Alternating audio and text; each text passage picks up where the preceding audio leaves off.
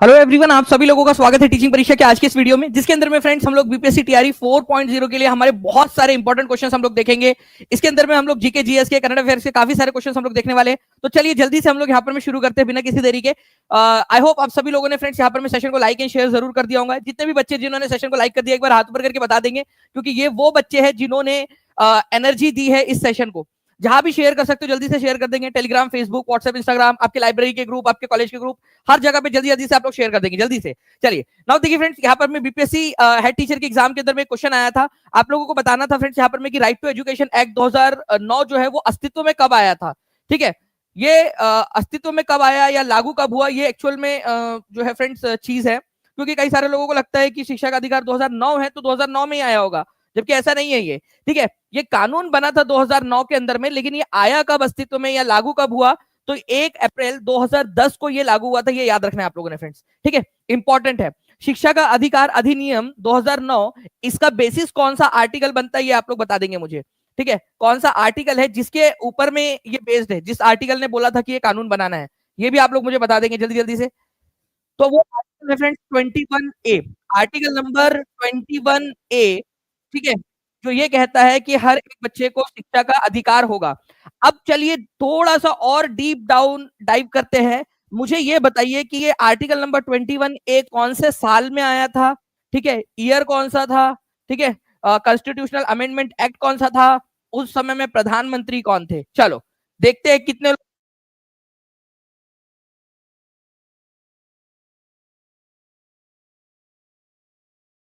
अगस्त 1932 को किस ब्रिटिश प्रधानमंत्री ने दलितों को पृथक निर्वाचक देने के लिए सांप्रदायिक पंचायत या फिर सांप्रदायिक जो अवार्ड है, हम लोग कम्युनल अवार्ड भी बोलते हैं, उसकी घोषणा की थी। ठीक है, बेसिकली क्या था ना कि ये सांप्रदायिक पंचायत उन्होंने नाम दिया था कम्युनल अवार्ड, जिसमें ये था कि दलितों को हिंदुओं से अलग माना जाएगा और उनको अलग मानकर एक सेपरेट एंटिटी के तौर पर एक तरीके का रिजर्वेशन दिया जाएगा, जिसको आप कम्युनल रिप्रेजेंटेशन बोलते हैं। ठीक है, तो सेपरेट इलेक्टोरेट या कम्युनल रिप्रेजेंटेशन। ठीक है, जिसको इन लोगों ने कम्युनल अवार्ड नाम दिया था, रैमसे मैकडोनाल्ड ने, उस समय के जो ब्रिटिश प्रधानमंत्री थे उन्होंने। ठीक है, तो वो किसने किया था, रैमसे मैकडोनाल्ड। मैंने नाम ही ले लिया, आपको बताते बताते नाम भी ले लिया था। आई होप कि अगर आप लोग ध्यान से सुनोगे, ठीक है, तो आप लोग आंसर सही तरीके से कर पाओगे। बहुत सारी जानकारी आप लोग सुन सकते हो। ठीक है, तो रैमसे मैकडोनाल्ड उस समय में ब्रिटेन के प्रधानमंत्री थे, जिन्होंने कम्युनल अवार्ड की घोषणा की। अब यहाँ से एक क्वेश्चन बन जाता है आप लोगों का कि 3 गोलमेज सम्मेलन हुए, 3 राउंड टेबल कॉन्फ्रेंसेस हुए, उस समय में ब्रिटेन के प्रधानमंत्री कौन थे। ठीक है, राउंड टेबल कॉन्फ्रेंस के समय में, राउंड टेबल कॉन्फ्रेंस जब हुई थी उस समय में कौन ब्रिटेन के प्रधानमंत्री थे, तो रैमसे मैकडोनाल्ड थे। ये याद रखना आप लोगों ने फ्रेंड्स। ठीक है, तीनों समय में। तो ये भी अपने आप में एक इंपॉर्टेंट क्वेश्चन आप लोगों का बन जाता है। तो D is the correct answer. ठीक है, तो कम्युनल अवार्ड की घोषणा रैमसे मैकडोनाल्ड ने की थी। ठीक है, ब्रिटेन के प्रधानमंत्री। नाउ फ्रेंड, नवरात्रि स्पेशल आप लोगों का जो ऑफर चल रहा है, आप सभी लोग जितने भी बच्चे टीचिंग परीक्षा के प्रीमियम कंटेंट के साथ में जुड़ना चाहते हैं, ठीक है, अपनी सफलता सुनिश्चित करना चाहते हैं, वो 80% ऑफ के साथ में आप लोग जो है फ्रेंड्स यहाँ पर जुड़ सकते हो। नवरात्रि ये कूपन कोड आप लोगों को मिल जाएगा, उसको आप लोग यूज कर लीजिएगा। ठीक है, या फिर आप लोग जो है डीएस मैक्स इस कूपन कोड का भी इस्तेमाल कर सकते हो। ठीक है, तो आप लोग कर लीजिएगा, जाके आप लोगों को मैक्सिमम डिस्काउंट के साथ में आप लोग पढ़ाई कर सके। ना देखिए यहाँ पर मैं आपको बताना है कि ताउपो झील किस देश में स्थित है, इंपॉर्टेंट है। ठीक है, ताउपो झील। अब देखिए ये बिहार एग्रीकल्चर के एग्जाम के अंदर में ऑलरेडी आ चुका है क्वेश्चन, आगे में भी पूछे जाने की संभावना बन जाती है। जितने भी बच्चे जिन्होंने सेशन को लाइक कर दिया एक बार हाथ ऊपर करके बता देंगे फ्रेंड जल्दी जल्दी से। जितने भी बच्चे जिन्होंने सेशन को लाइक कर दिया है। साउंड का इशू कुछ बच्चे बोल रहे हैं, मेरे तरफ से तो ऐसा कोई नहीं जा रहा है, एक बार टीम प्लीज चेक कर लेंगे आप।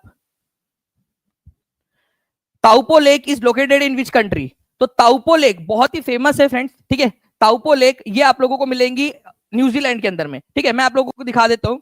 न्यूजीलैंड के दो दो आइलैंड्स है। ठीक है, एक है नॉर्थ आइलैंड और एक है साउथ आइलैंड। ठीक है, ये आप देख पा रहे होंगे न्यूजीलैंड के 2 आइलैंड, नॉर्थ और साउथ आइलैंड।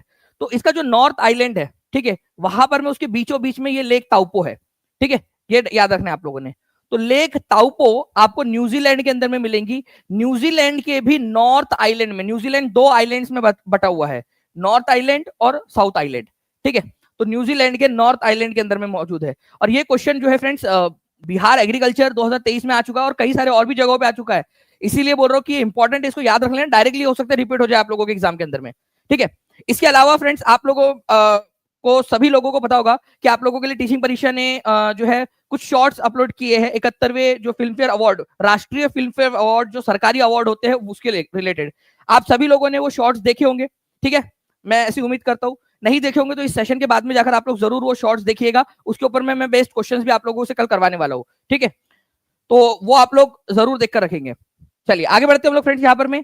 तो आप लोग देख सकते हो ये है साउथ आइलैंड, ये है नॉर्थ आइलैंड, ठीक है। इसकी राजधानी क्या है, न्यूजीलैंड की राजधानी भी देख लेते हैं हम लोग। तो न्यूजीलैंड जो देश है उसकी राजधानी है वेलिंगटन, सभी लोग लिखेंगे फ्रेंड्स, ठीक है, वेलिंगटन, वेलिंगटन। कभी अगर आ जाए ऐसे भूले भटके से कि राजधानी बताओ न्यूजीलैंड की क्या है, तो वेलिंगटन है, ये याद रखना है आप लोगों ने, ठीक है। चलिए गुड। आगे बढ़ने से पहले मैं आपको बताना चाहता हूँ फ्रेंड्स कि बिहार पुलिस एसआई की अगर आप लोग तैयारी कर रहे हो तो आप लोग जो है केवल 499 रुपीज के अंदर में इतने सारे फीचर्स के साथ में पूरा कंप्लीट कोर्स, ठीक है, जो भी कॉम्प्लीमेंट्री कोर्सेस है वो फ्री आप लोगों के लिए। उसके अलावा 90 से ज्यादा आप लोगों के लिए टेस्ट सीरीज, ये सारी की सारी चीजें आप लोगों को जो है फ्रेंड्स केवल 499 रुपीज में मिल जा रही है। तो आप जितने भी लोग हैं अगर बिहार पुलिस की तैयारी कर रहे हो, ठीक है, तो आप लोग जल्दी से जुड़ सकते हो ताकि पहले से आप लोग आगे रहे यहाँ पर में, ठीक है।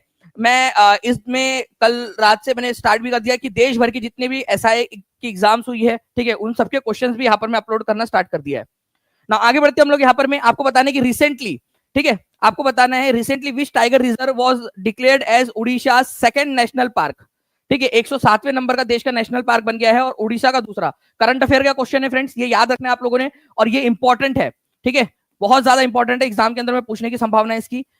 कौन सा वाला है जिसको सेकंड नंबर का घोषित कर दिया गया, सेकंड नंबर का बना है ये उड़ीसा का और देश का 107वें नंबर का, ठीक है। तो आप याद रखिएगा फ्रेंड्स, सिमलीपाल टाइगर रिजर्व जो है, ओके, इसको नेशनल पार्क घोषित कर दिया गया है। पहले ये सिमलीपाल टाइगर रिजर्व था, बहुत ही इंपॉर्टेंट। सिमलीपाल टाइगर रिजर्व कहां पर में, अपने आप में एक बहुत इंपॉर्टेंट क्वेश्चन है, अपने आप में बहुत इंपॉर्टेंट क्वेश्चन, ठीक है। लेकिन एक और चीज यहां पर में बन जाती है कि ये अब नेशनल पार्क बन गया है, ठीक है, टाइगर रिजर्व से नेशनल पार्क बन गया है और देश का 107वें नंबर का, उड़ीसा का सेकंड नंबर का। तो सिमलीपाल टाइगर रिजर्व, प्लीज इसको याद रखना है आपने, एग्जाम के अंदर में आप लोगों से पूछ सकते हैं, ठीक है। चलिए नेक्स्ट क्वेश्चन की तरफ में आगे बढ़ने से पहले, ठीक है, आप लोगों को बता दूं कि राष्ट्रीय उद्यान यहाँ पर में आप लोग देख सकते हो कि पूरी की पूरी लिस्ट है आप लोगों की, जिसको आप लोगों को ऑलरेडी टीचिंग परीक्षा के एप्लीकेशन के अंदर में प्रोवाइड करवा दिया गया है, ठीक है। तो 107वें नंबर का राष्ट्रीय उद्यान जो है वो घोषित कर दिया गया है सिमलीपाल टाइगर रिजर्व को। नेक्स्ट क्वेश्चन, अब देखिए फ्रेंड्स, ये क्वेश्चन आप लोगों के लिए कंटेम्प्ररी क्वेश्चन, ठीक है, कंटेम्प्ररी बेसिकली मतलब कि आप लोगों का आज के दिन से इसका कुछ महत्व भी है। क्या महत्व है आज के दिन के साथ में ये भी बता देंगे आप लोग। तो पूना समझौता या पूना पैक्ट कब हस्ताक्षर किया गया था।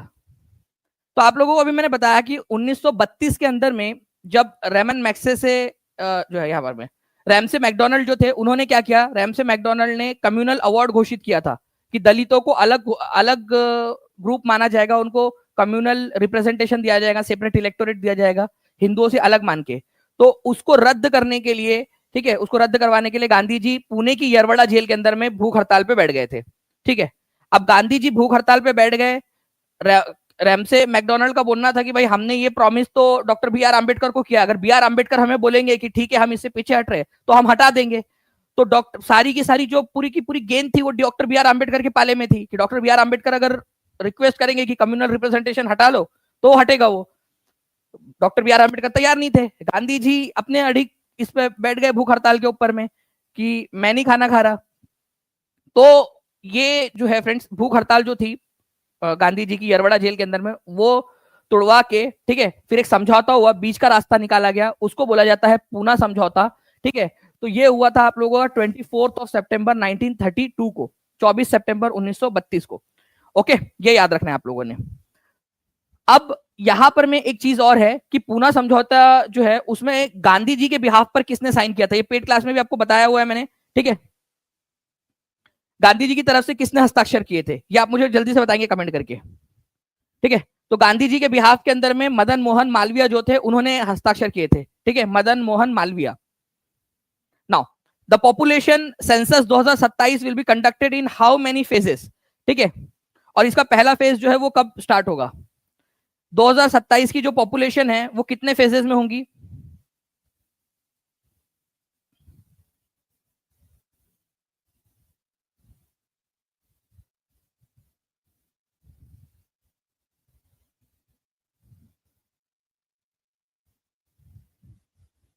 बहुत बढ़िया। देखिए आप लोगों के आंसर सारे फ्रेंड 2 चरणों के अंदर में की जाएंगी इसकी, और इसका जो पहला चरण है वो 1 अक्टूबर 2026 से स्टार्ट होगा, जम्मू कश्मीर और हिमाचल प्रदेश के अंदर में ये स्टार्ट होगा। ठीक है, तो 2 चरणों के अंदर में होंगी ये। ठीक है, 2 फेजेस के अंदर में।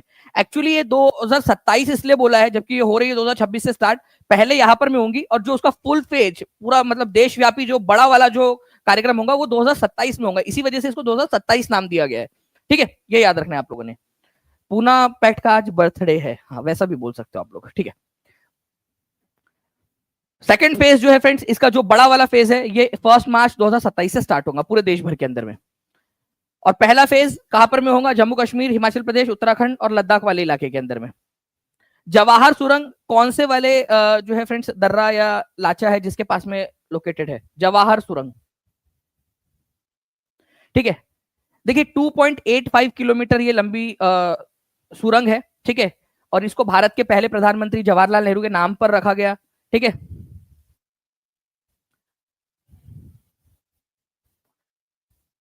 ये क्या करती है? श्रीनगर और जम्मू जो है, जम्मू कश्मीर के 2 जो इंपॉर्टेंट शहर है श्रीनगर और जम्मू, इन दोनों को जोड़ती है। ठीक है, ये बनिहाल दर्रा जो है उसके पास में लोकेटेड है, बनिहाल दर्रा।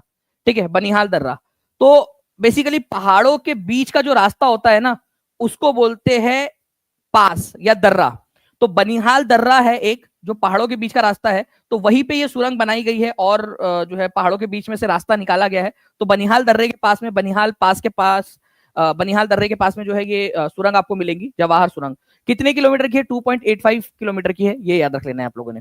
ठीक है, इंपॉर्टेंट पॉइंट एग्जाम के अंदर में आएगा ये क्वेश्चन आप लोगों का। ठीक है, और ये आप लोग देख सकते हो बीपीएससी सीडीपीओ की एग्जाम के अंदर में आ चुका है। आप लोगों को जो है 10,000 से ज्यादा जो इंपॉर्टेंट प्रीवियस ईयर क्वेश्चन आपको प्रोवाइड किए गए। जिन लोगों ने नहीं किया है, जो बच्चे पेड क्लास में जिन्होंने नहीं किया है, उन लोगों वो लोग कर सकते हैं, उनके लिए केवल 99 का है, और बाकी जो बच्चे हैं उनके लिए 799 का है। ठीक है, तो वो वाला जो अलग से आप लोगों को पूरा कोर्स और पूरे टेस्ट, उसका वन लाइनर, उसके पीडीएफ, हर चीज आपको प्रोवाइड की गई है उसके अंदर में। ठीक है, तो काफी हेल्पफुल हो रहा है वो बच्चों के लिए। जवाहर सुरंग, अब देखिए यहां पर में। ठीक है, जवाहर सुरंग की अगर मैं बात करूं आप लोगों से, इसका आंसर करेंगे आप सभी लोग।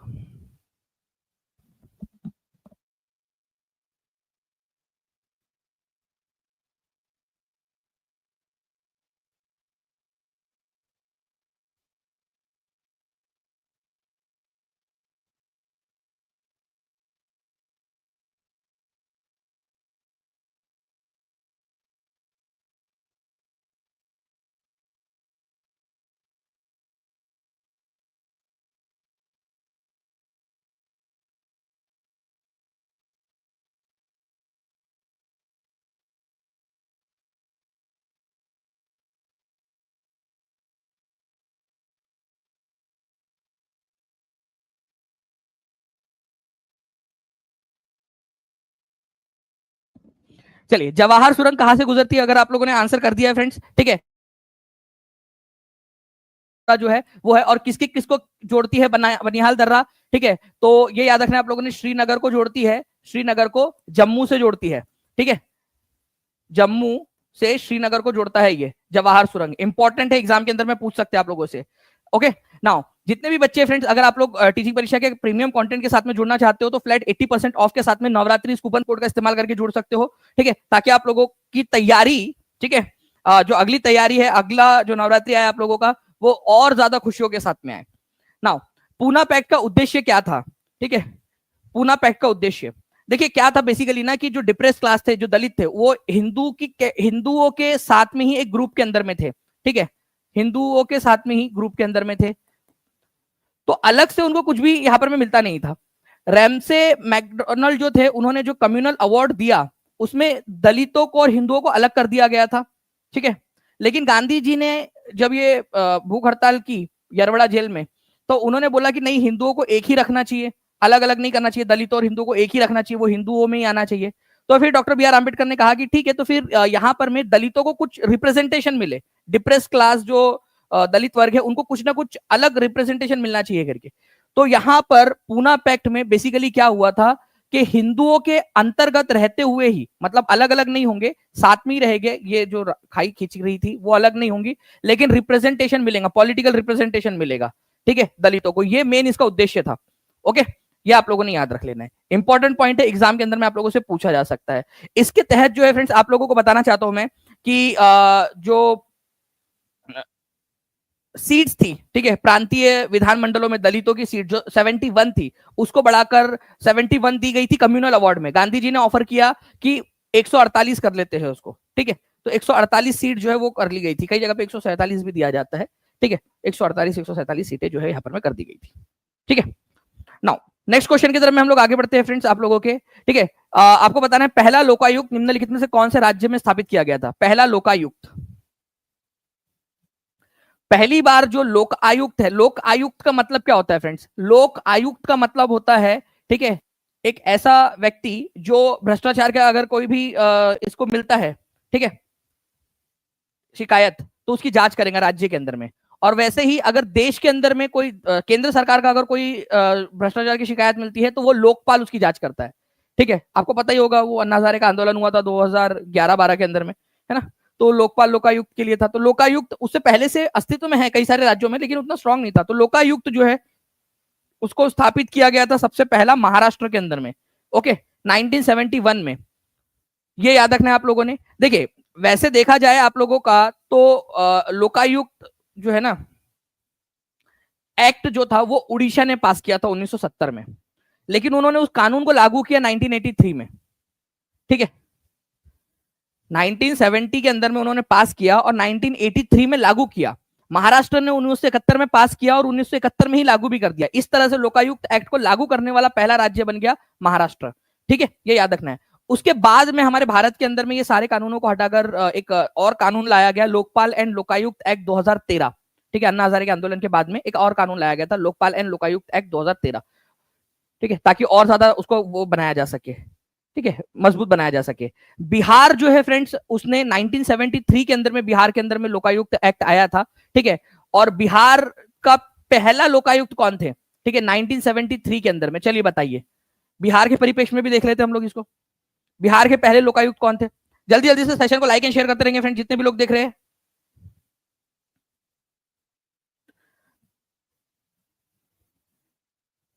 जी, तो देखिए निम्नलिखित में से पहला बिहार का पहला लोकायुक्त कौन थे? अगर ये क्वेश्चन आ जाए आप लोगों से और प्रेजेंट वाले कौन है ये पूछ लिया जाए तो ये भी याद रखना है आप लोगों ने। श्याम किशोर शर्मा अभी प्रेजेंट में है, श्याम किशोर शर्मा, ठीक है, श्याम किशोर शर्मा ये अभी प्रेजेंट में है, ओके। और बिहार के पहले लोकायुक्त कौन थे अगर ये क्वेश्चन आ जाए आप लोगों से तो श्रीधर वासुदेव, ठीक है, सोहनी, ठीक है। तो श्रीधर वासुदेव सोहनी ये पहले लोकायुक्त थे। कब थे? 1973 के अंदर में। इंपॉर्टेंट पॉइंट है, एग्जाम के अंदर में पूछा जा सकता है, प्लीज इसको याद रख लीजिए आप लोग, दोनों के दोनों याद रखना है आप लोगों ने। बिहार ने लोकायुक्त एक्ट कब पास किया था? बिहार ने, ठीक है, 1973 में, और 1973 में इसको लागू भी कर दिया था। पहले कौन थे? श्रीधर वासुदेव सोहनी, ठीक है, ये याद रखेंगे आप सभी के सभी लोग, लिख दो जल्दी से, ठीक है। फर्स्ट थे श्रीधर वासुदेव सोहनी, ठीक है। अभी प्रेजेंट में कौन है ये क्वेश्चन बन सकता है आप लोगों से, तो ये भी आप लोग बता देंगे मुझे जल्दी से, ठीक है। तो श्याम किशोर शर्मा, ठीक है, ये अभी प्रेजेंट के अंदर में,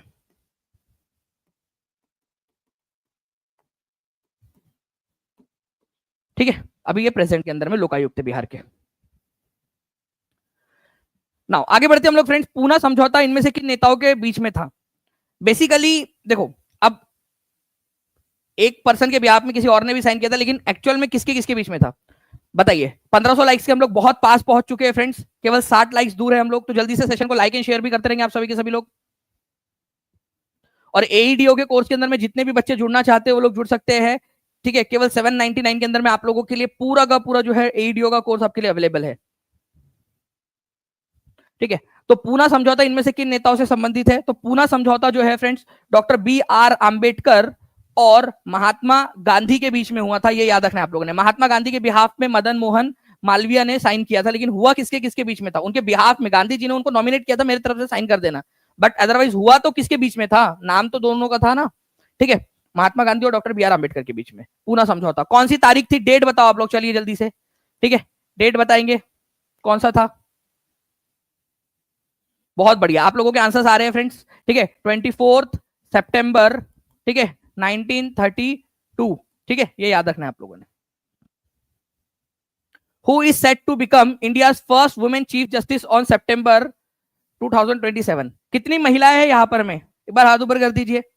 वुमेन पावर, देश में पहली बार, ठीक है, ऐसा होने वाला है, पहली बार कि हमारे देश के अंदर में एक महिला जो है वो चीफ जस्टिस बनने वाली है। अगर सारी चीजें रही भगवान उनको लंबी आयु दे, अगर उस समय तक वो जीवित रही तो वो पक्का चीफ जस्टिस बनेगी। देखिए कितनी सारी महिलाएं हैं यहां पर में, ठीक है। तो जस्टिस बीवी नागरत्ना जो है ये पहली चीफ जस्टिस बनने वाली है भारत की, ठीक है, ये याद रखेंगे आप सभी लोग, अगर उस समय तक सब कुछ सही रहा तो, ठीक है। तो बीवी नागरत्ना, जस्टिस बीवी नागरत्ना पहली वुमेन चीफ जस्टिस बनेंगी। और अब तक देखिए 50 से ज्यादा चीफ जस्टिस बन चुके हैं। आप लोग सोचिए यहां पर में महिलाओं, सोचो हमारे भारत में 50 से ज्यादा चीफ जस्टिस बन चुके, एक भी महिला नहीं बनी चीफ जस्टिस अब तक, ठीक है। तो आप सोचिए कि कितनी बड़ी बात है कि रिप्रेजेंटेशन देखिए महिलाओं का कितना कम है, आगे आने की जरूरत है महिलाओं को, ठीक है। तो जस्टिस बीवी नागरत्ना, ओके ना। आगे बढ़ते हम लोग फ्रेंड्स यहां पर में लेकिन मैं आप लोगों को यहां पर कुछ और पॉइंट्स है वो भी बताना चाहूंगा। जस्टिस बीवी नागरत्ना जो है ये तो चलिए बनेंगी ही, ठीक है, आप लोगों ने ये याद ही रखना है। इन्होंने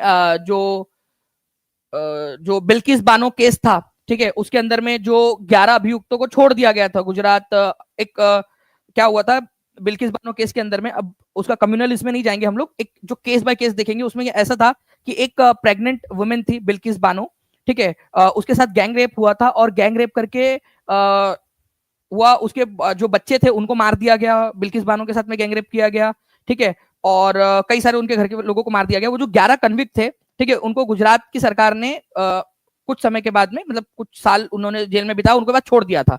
तो ये बीवी नागरत्ना जो थी ये इन्हीं की बेंच ने उन 11 लोगों को वापस से जेल में भेजा, ठीक है, ये मानते हुए कि भाई एक महिला के साथ में इतना कुकर्म हुआ है तो उन लोगों को हम किसी भी आधार पे बाहर नहीं छोड़ सकते, अदरवाइज हम तो फिर बढ़ावा देंगे उन सारी चीजों को, ठीक है। तो ये वो उस केस के अंदर में ये थी, बीवी नागरत्ना थी। तो महिलाओं का होना क्यों जरूरी है? महिलाओं के लिए भी कोई मतलब बेसिकली सोचे, वैसे सारी जजेस महिला पुरुष का वो भेद छोड़कर सोचना चाहिए, बट एक्चुअल में जब महिलाएं होती है तो उनका रिप्रेजेंटेशन, उनकी बात वहां तक पहुंचती है, ठीक है, ओके। चलिए उसके बाद में जो है फ्रेंड्स एकमात्र जज थी ये जिन्होंने डिमोनेटाइजेशन जब हुआ था उसका विरोध किया था, ठीक है, 2016 में जो वो नोटबंदी हुई थी उसका विरोध किया था ना। फ्रेंड्स अब मैं कुछ पॉइंट बता रहा हूं आप लोगों को, फैक्चुअल पॉइंट आप लोगों के। हमारे भारत के लॉन्गेस्ट सर्विंग चीफ जस्टिस कौन से? चलिए जल्दी से बताइए मुझे यहाँ पर में, और एक बार जल्दी से सेशन को लाइक कर देंगे सभी के सभी लोग। 2700 से ज्यादा बच्चे देख रहे हैं, जिन लोगों ने लाइक कर दिया एक बार हाथ ऊपर कर देंगे जल्दी जल्दी से, ठीक है। देखिए लॉन्गेस्ट सर्विंग जज कौन से, ये इंपॉर्टेंट क्वेश्चन है, वाई चंद्रचूड़ है, ये याद रखना है आप लोगों ने। 7 साल 4 महीने तक उन्होंने जो है वो चीफ जस्टिस रहे, वाई चंद्रचूड़। उनके बेटे DY चंद्रचूड़ भी अभी चीफ जस्टिस बने थे, ठीक है। तो YV चंद्रचूड़, ये याद रखना है आप लोगों ने, YV चंद्रचूड़। ये जो है फ्रेंड्स 22 फरवरी 1978 से लेकर, ठीक है, 1985 तक सबसे लंबे समय तक जो है भारत के चीफ जस्टिस रहे, ठीक है। तो 22 फरवरी, ठीक है, 1978 में बने थे, ठीक है, और 11 जुलाई, ठीक है, 1985 तक ये चीफ जस्टिस रहे। ये याद रख लेंगे आप सभी के सभी लोग, इंपॉर्टेंट है, एग्जाम के अंदर में आप लोगों से पूछा जा सकता है, ओके। चलिए नाउ फ्रेंड्स ये एक चीज हो गई। और शॉर्टेस्ट सर्विंग चीफ जस्टिस कौन थे, ये भी क्वेश्चन आप लोगों से पूछा जा सकता है। केवल 17 दिन के लिए चीफ जस्टिस बने थे वो, तो कमल नारायण सिंह उनका नाम था, ठीक है। शॉर्टेस्ट सर्विंग, ठीक है। लॉन्गेस्ट टेन्योर ये है, longest tenure, okay, longest tenure इनका है। शॉर्टेस्ट जो है यहाँ पर में प्लीज याद रख लें, कमल नारायण सिंह थे, केवल 17 दिन के लिए 1991 में बने थे। कमल नारायण सिंह, ठीक है, केवल 17 डेज के लिए बने थे, 1991 की बात है, ओके। चलिए तो ये प्लीज ये 2 पॉइंट लिख लीजिए आप लोग, इंपॉर्टेंट है। कितना हो जाता है इनका? 7 साल, लगभग 7 साल 4 महीने का ये समय हो जाता है, ठीक है, YV चंद्रचूड़ का, ठीक है। आगे बढ़ते हैं हम लोग नेक्स्ट क्वेश्चन की तरफ में हमारे, ठीक है। ये सारी की सारी चीजें भी आप लोगों को मैं जो है आपका AEDO का जो नया कोर्स आ रहा है आप लोगों का, ठीक है, AEDO का जो कोर्स है उसके अंदर में, प्लस बिहार पुलिस का जो SI है, उन सारी चीजों के अंदर में अलग अलग हम लोग फिर से पढ़ने भी वाले, सारी की सारी चीजें पढ़ेंगे। ठीक है, तो जितने भी बच्चे जुड़ना चाहते हैं वो लोग जुड़ सकते हैं बिहार पुलिस एसआई के अंदर में, एईडीओ का जो कोर्स है उसके अंदर में। नीचे में नंबर चल रहा है, उस नंबर पे कॉल या व्हाट्सएप भी आप लोग कर सकते हो, या टीचिंग परीक्षा के एप्लीकेशन पे जाइए, डायरेक्टली वहां पर में आपको सारी चीजें मिल जाएंगी। ठीक है, नाउ कश्मीर में पहलगाम किस नदी के किनारे बसा है? 66वीं बीपीएससी के अंदर में पूछा गया क्वेश्चन था। लेकिन फ्रेंड्स अभी आप लोगों को पता है कि करंट जो सिचुएशन है, ठीक है, जिसमें काफी बार ये न्यूज में रह रहा है, ठीक है, तो आपको बताना है कि पहलगाम, एक्चुअली पहलगाम पहले से ही बहुत फेमस है, ठीक है, पहले से ही है। लेकिन अभी जो एक आतंकवादी घटना हुई, ठीक है, कश्मीर के अनंतनाग जिले के अंदर में पहलगाम नाम की एक टूरिस्ट डेस्टिनेशन है, ठीक है, और कई सारे लोग जो अमरनाथ यात्रा पे जाते हैं तो वो घूमने के लिए फिर रास्ते के अंदर में इधर में भी चले जाते हैं, पहलगाम चले जाते हैं। कई सारे लोग ऐसे भी कश्मीर जाते हैं घूमने के लिए, हनीमून के लिए जाते हैं, या ऐसी छुट्टियां मनाने जाते हैं तो चले जाते हैं वहां पर में, ठीक है, और वहां के लोकल लोग भी कई बार घूमने जाना है तो चलो पहलगाम चले जाते हैं, इस तरीके से जाते हैं वो लोग। ठीक है, लेकिन अभी जो एक घटना घटी वहां पर में, ठीक है, तो बहुत ज्यादा न्यूज में आ गई है। आप लोगों ने याद रखना है कि ये जो लिद्दर नदी है उसके किनारे के ऊपर में बसा हुआ है, ठीक है, लिद्दर नदी के किनारे के ऊपर में। तो प्लीज इस पर्टिकुलर पॉइंट को याद रखेंगे आप लोग, लिद्दर नदी के किनारे पे बसा हुआ है, ठीक है, पहलगाम। ओके, तो ये एक इंपॉर्टेंट पॉइंट आप लोगों का बनता है एग्जाम के अंदर में पूछे जाने की संभावना, तो प्लीज इस पर्टिकुलर पॉइंट को आप लोग याद रख लेंगे। ठीक है, लिख दो एक बार, पहलगाम लिद्दर नदी के किनारे पे बसा हुआ है।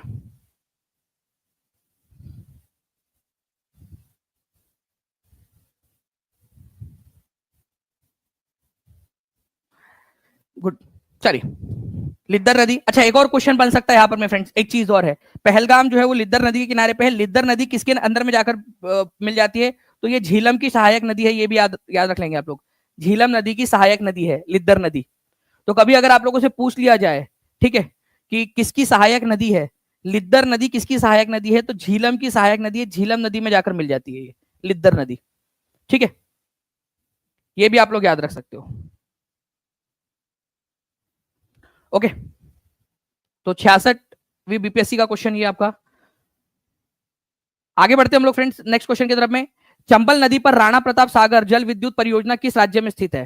ठीक है, चंबल नदी के ऊपर में बनाया गया राणा प्रताप सागर जल विद्युत परियोजना, ठीक है, कहां पर में लोकेटेड है? फेमस क्वेश्चन है, पूछते बार बार। आप लोगों में से कितने बच्चे हैं जो बिहार के जो जिले वाले अभी हम लोग को टॉपिक कर रहे हैं उसके अंदर में आप लोग देख रहे हो अच्छे से? ठीक है, जो भी बिहार में जिला, सारा का सारा जिला जो है वो हम लोग देख रहे हैं, प्लस जो हम लोग रिवीजन कर रहे हैं उसको भी आप लोग अच्छे से कर रहे हो।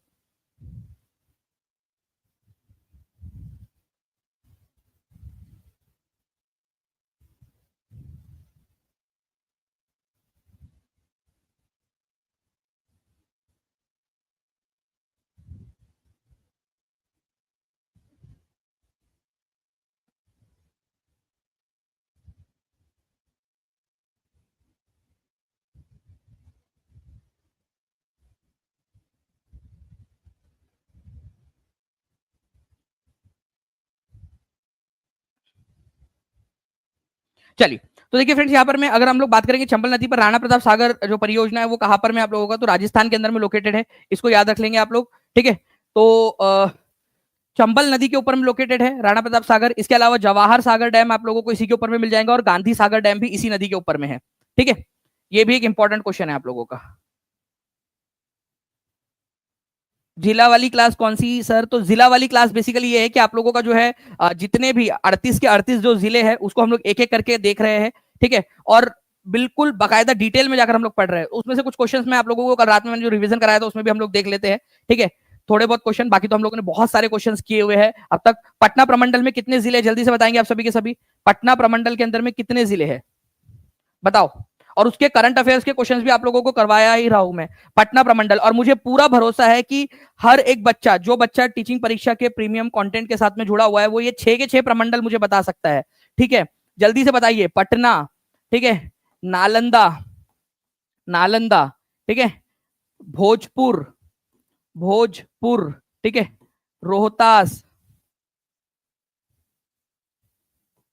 रोहतास, ठीक है, बक्सर,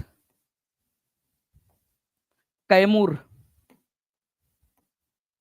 ओके, तो ये 6 जिले जो है फ्रेंड्स आप लोगों को याद रखना है पटना डिवीजन के अंदर में मौजूद है। तो ये हम लोगों ने पूरा का पूरा देखा है। आप लोगों को आई होप कि ये भी याद होगा कि ये 4 जिले एक बनाते थे पहले। कौन सा जिला बनाते थे आप लोग मुझे बताएंगे जल्दी से, ठीक है? ये भी मैंने कल आप लोगों को करवाया है ना? कौन सा जिला बनाते थे ये 4 मिलकर एक समय 1972 से पहले, नवंबर 1972 से पहले? तो ये प्लीज याद रखना है आप लोगों ने, पटना, नालंदा, भोजपुर, बक्सर, रोहतास, कैमूर, ये पटना डिवीजन के अंदर में आते हैं। ऐसे 9 प्रमंडल है, 9 के 9 प्रमंडल हम लोग पढ़ रहे हैं। जो बच्चे अभी तक नहीं देखना स्टार्ट किए हैं, पेड क्लास में है लेकिन देखना स्टार्ट नहीं किए, वो लोग देख लीजिएगा। जो पेड बच्चे हैं उन लोगों के लिए फ्री है, ठीक है? और जो अलग से लेना चाहते हैं वो लोग अलग से भी ले सकते हैं। आप लोग टीचिंग परीक्षा के एप्लीकेशन पे जाओगे, वहां पर मैं आपको स्टोर में मिल जाएगा, ठीक है? नाउ हाल ही में देखिए ये भी क्वेश्चन कराया था, हाल ही में करंट अफेयर का क्वेश्चन है, हाल ही में नालंदा विश्वविद्यालय के कुलपति के रूप में किसको नियुक्त किया गया है? तो अभी हाल फिलहाल में नालंदा यूनिवर्सिटी के जो है कुलपति के रूप में किसको नियुक्त किया गया और कैसे क्वेश्चन बन सकते हैं वो भी आप लोगों को अभी दिखा रहा हूं मैं, ठीक है? तो नालंदा विश्वविद्यालय जो है फ्रेंड्स उसके कुलपति के रूप में नियुक्त किया गया है। जल्दी से पेड स्टूडेंट एकदम स्पीड में गोली की रफ्तार से आंसर कर देंगे आप लोगों को हमेशा याद हो गया होगा, ठीक है?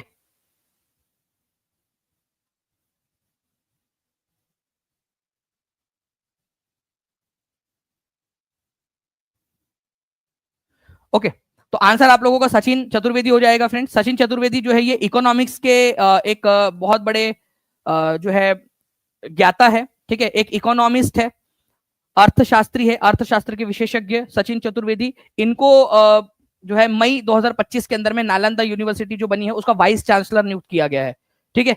नालंदा यूनिवर्सिटी एक्ट कब पास हुआ था जल्दी से बताएंगे आप सभी लोग, ठीक है? 2009 में, 10 में, 11 में, 12 में, एकदम स्पीड में आंसर कर देंगे आप सभी के सभी, क्योंकि इतना बार रिवाइज करवा चुका हूं आप लोगों को पेड क्लास में मैंने, इतना बार कि आप लोग जो है अब तो नींद में भी रहोगे एग्जाम हॉल में तो आप लोग आंसर कर लोगे।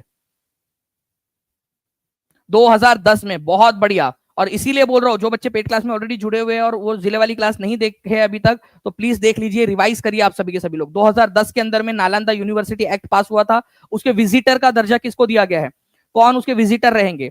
भारत के राष्ट्रपति उसके विजिटर होते हैं, ये भी आप लोगों ने याद रखना है, ठीक है? भारत के राष्ट्रपति। ओके, चलिए, तो ये भी एक इंपॉर्टेंट पॉइंट है एग्जाम के अंदर में पूछने की प्रबल संभावना आप लोगों की ना। और क्वेश्चन हम लोगों ने जो देखा, वैसे तो बहुत सारे क्वेश्चन देखे, ये भी क्वेश्चन मैंने आपको कराया था, करंट अफेयर का क्वेश्चन है ये, ठीक है? और ये बिहार एमवीआई एग्जाम के अंदर में पूछा भी गया, करंट अफेयर के क्वेश्चन भी उसी में करवा रहा हूँ उन जिलों से रिलेटेड, ठीक है? तो यहाँ पर मैं एक क्वेश्चन आया था कि कौन सा स्टेट है जिसने पहला international buyer seller meet organise किया था मई 2025 में, ठीक है? बायर सेलर मीट, ठीक है? क्रेता विक्रेता, ठीक है, खरीदने वाले बेचने वालों का अंतरराष्ट्रीय सम्मेलन आयोजित किया था मई 2025 के अंदर में। तो आपको बताया मैंने कि बिहार के अंदर में आयोजित हुआ था ये। बिहार में भी कहां पर में हुआ था? तो पटना में हुआ था। पटना में भी कहां पर में हुआ था? तो ज्ञान भवन के अंदर में हुआ था, ठीक है? ये भी हम लोगों ने देखा। ओके, तो आप देख सकते हो कि जो हम लोग पढ़ रहे हैं वो बिल्कुल हम लोग उसको देख रहे हैं कि क्या क्या और क्वेश्चन उसके ऊपर में बन सकते हैं उन जिलों से रिलेटेड। तो पटना जब आपको पढ़ाया था तो ये क्वेश्चन मैंने करवाया था आप लोगों को उसके अंदर में, ठीक है? तो इस तरीके से पढ़ रहे हैं। जो बच्चे नहीं देखे अभी तक, पेड में है ऑलरेडी, क्योंकि हजारों हजार बच्चे, ठीक है, टीचिंग परीक्षा के की जो क्रेडिबिलिटी है बच्चों के बीच में वो बहुत ज्यादा है, हजारों हजार बच्चे उसके अंदर में जुड़े हुए हैं, ठीक है? जो लोग पढ़ना चाहते हैं वो लोग उसको देखना भी स्टार्ट कर दीजिए आप लोग अच्छे से, ठीक है? और जो लोग अभी तक नहीं जुड़े वो लोग जुड़ सकते हैं जल्दी से ना। आगे बढ़ते हम लोग यहाँ पर में नेक्स्ट क्वेश्चन की तरफ में। हमारे जो है फ्रेंड्स ये श्री जो सचिन चतुर्वेदी, ठीक है, ये क्वेश्चन भी देखिए एमवीआई की एग्जाम के अंदर में आया, करंट अफेयर का क्वेश्चन है, ठीक है? मई 2025 में श्री सचिन चतुर्वेदी जो है उनको वाइस चांसलर नियुक्त किया गया है नालंदा यूनिवर्सिटी का, ठीक है? वो कौन से फील्ड के एक्सपर्ट है बताइए अब। ओके, वो कौन से फील्ड के एक्सपर्ट है? मैं आपको बताना चाहूंगा फ्रेंड कि अगर आप एईडीओ का फॉर्म भरना चाहते हो तो आप लोगों के पास में अभी भी मौका है, बहुत कम समय बचा है फॉर्म फिल डेट का, ठीक है? आई थिंक शायद सिर्फ 2 दिन बचे हुए हैं। तो जो लोगों ने नहीं भरा है फॉर्म वो फॉर्म भर देंगे जल्दी से, ठीक है? ताकि आप लोग बाद में ना पछताए और आप लोग टीचिंग परीक्षा के प्रीमियम कंटेंट के साथ में जुड़कर अपनी सफलता को जो है और ज्यादा सिक्योर कर सकते हो। एक मौका है, वो मौका आप अच्छे से इसको कर सकते हो, क्योंकि अच्छा खासा आपको समय मिल रहा है इसकी प्रिपरेशन करने का, अपने आप को निखारने का। तो अर्थशास्त्र के जो है फ्रेंड्स ये याद रखना है आप लोगों ने, ये एक एक्सपर्ट थे, ठीक है? एक्सपर्ट है श्री सचिन चतुर्वेदी। अपने आप में क्वेश्चन बन सकता है आप लोगों का। तो ये सारे के सारी चीजें हैं, और भी बहुत सारे क्वेश्चन मैंने आपको करवाया है वो भी आप लोगों को कराऊंगा। बाकी अभी जो है फ्रेंड्स आप लोग आज जो भी बच्चे जुड़ना है टीचिंग परीक्षा के साथ में, नवरात्रि इस कूपन कोड का आप इस्तेमाल कर सकते हो, चाहे आप लोग DSSB का ज्वाइन करना है, KVS का, BPSC TRE 4 का, ठीक है, या कोई भी कोर्स। और एईडीओ तो आप लोगों को ऑलरेडी हमने उसमें कूपन कोड लगा दिया है, आपको लगाने की भी जरूरत नहीं है, 799 रुपीज के अंदर में आपको ऑलरेडी मिल जाएगा। ठीक है, इसके अलावा एआई का जो कोर्स है आप लोगों का फ्रेंड्स, वो 30 तारीख को उसका सेमिनार है 3 घंटे का, जिसमें एआई के बहुत सारी चीज आप लोगों को सिखाई जाएंगी। ठीक है, चलिए तो हम लोग जो है फ्रेंड्स मिलते हैं हमारे नेक्स्ट लेक्चर के अंदर में। तब तक जो है आप लोग मुझे कुछ क्वेश्चन है उसके आंसर आप लोग कमेंट के अंदर में करके बताएंगे मुझे। सबसे पहली चीज तो लॉन्गेस्ट सर्विंग चीफ जस्टिस कौन थे, ये आप लोगों को बताना है। ठीक है, उसके बाद में आप बताएंगे कि बिहार में लोकायुक्त कौन से साल में लागू हुआ था। ठीक है, ये बताएंगे आप लोग कौन से साल में। पहला राज्य कौन सा था जिसने लोकायुक्त एक्ट लागू किया था। आप लोगों को बताना है फ्रेंड्स की आर्टिकल नंबर 21A कौन से संविधान संशोधन के जरिए जोड़ा गया। ठीक है, कौन सा ईयर था ये आप बता देंगे मुझे। ठीक है, आप मुझे बताइए कि पहलगाम जो है ये लिद्दर नदी जो है, लिद्दर नदी उसके किनारे पे बसा हुआ है। ठीक है, ये लिद्दर नदी किसकी सहायक नदी है ये आप मुझे कमेंट करके बता देंगे। ठीक है, लिद्दर नदी। ठीक है, आपको बताना है कि जवाहर सुरंग जो है ये कौन से दर्रे के पास में है। ठीक है, कौन सा दर्रा है, कौन सा पास है जिसके पास में ये मौजूद है, ये भी आप लोग मुझे बता देंगे। जल्दी जल्दी से कमेंट कर देंगे आप सभी के सभी लोग। ओके,